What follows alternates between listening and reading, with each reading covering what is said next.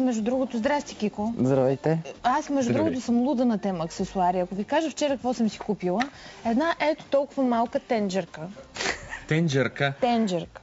Ето толкова малка тенджерка, говори колко много обаче готвиш, тя е нали? таймер.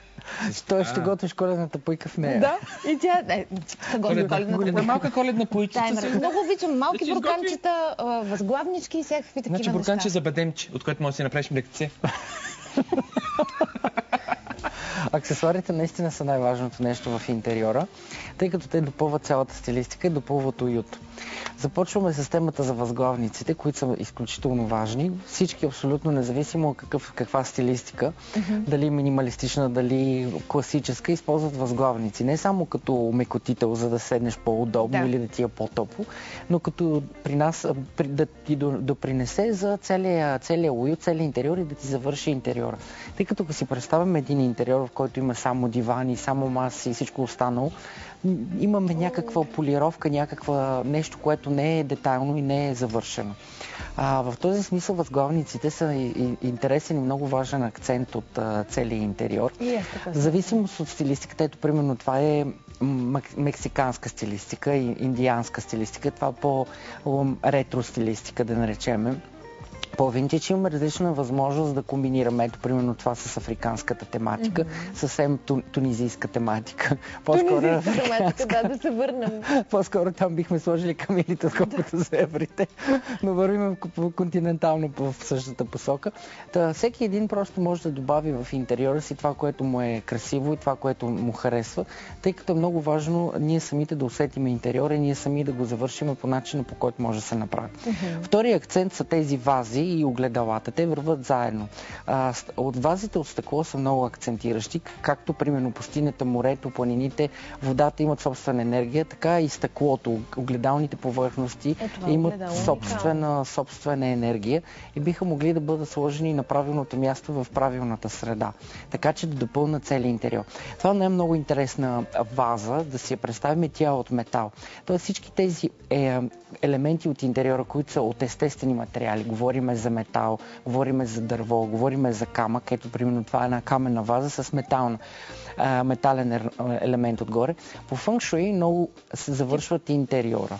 Вижте колко стилизирано е, примерно 3 супер изчистени вази и тук по същия начин допълват и запълват цялата стилистика, по този начин създават нещо много красиво. Това е оникс, между другото. В четвъртък ще си говорим за оникс и за камъните. И само едно цвете, поставено в някаква форма, създава много настроение. Друг интересен акцент по отношение на интериорите са картините. Сложени в различни рамки и особено снимките, които са сложени в дадените рамки, миксирани, създават също много интересно настроение. Запълват интериора и създават цвят. Примерно, ако стената е един базов цвят, всичко останало може да бъде цветно и този цвят, който е да бъде в стената. Ето тук виждаме различни видове рамки, класически рамки, които са в коридора, тъй като коридора е обикновено една много мъртва зона, в която е подходящо да се сложат огледала или някакви интересни разработки и рамки, за да може по този начин да се отвори, да се разчупи и да не е толкова скучно, да го наречем. Тук имаме една супер модерна спалня, която е изцяло с огледални повърхности, с много аксесуари, с купи, с вази. Другото много важно е да сложим книги. Някои хора обичат да четат, дори да не сме ги чели. Има дори изкуствени такива. Дори много е важно да има книги, тъй като книгата създава някаква елемент на традиция, елемент на тежест, елемент на класически елемент, дори в модерния елемент. Ако сложим, примерно, класически книги в супер минималистичен интериор, ще създадем една еклектика, ще придадем един класически привкус, който ще ни създаде уют и настроение. Другото, което е много важно, различните осветителни тела, които са много важни като е от една страна за осветление, от друга страна като акцент и отново като аксесуар.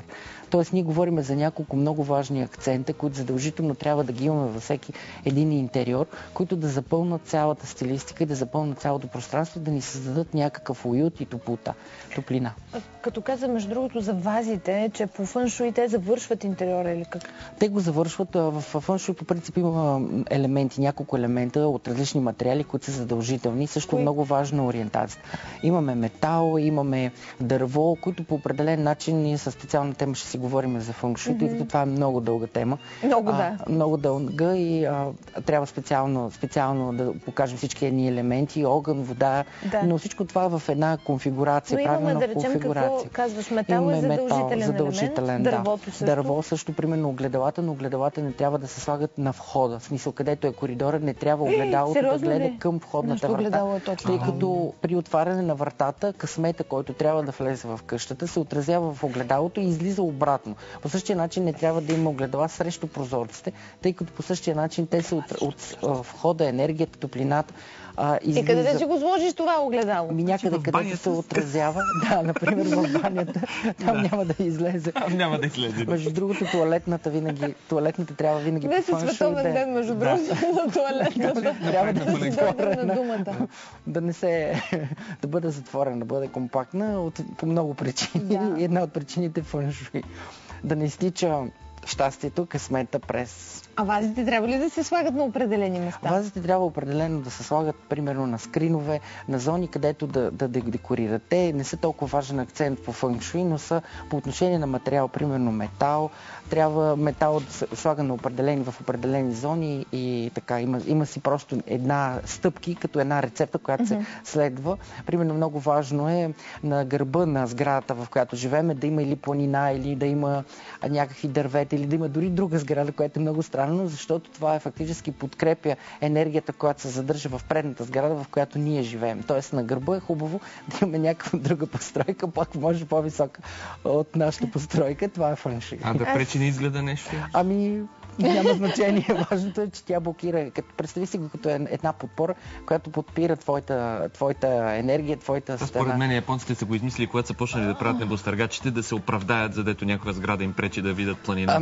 Например, ако погледнеш Сингапур и Хонконг как са построени, те са точно едно за друго. И колкото по-е за тебе, толкова е по-високо. За подкрепя по-предната.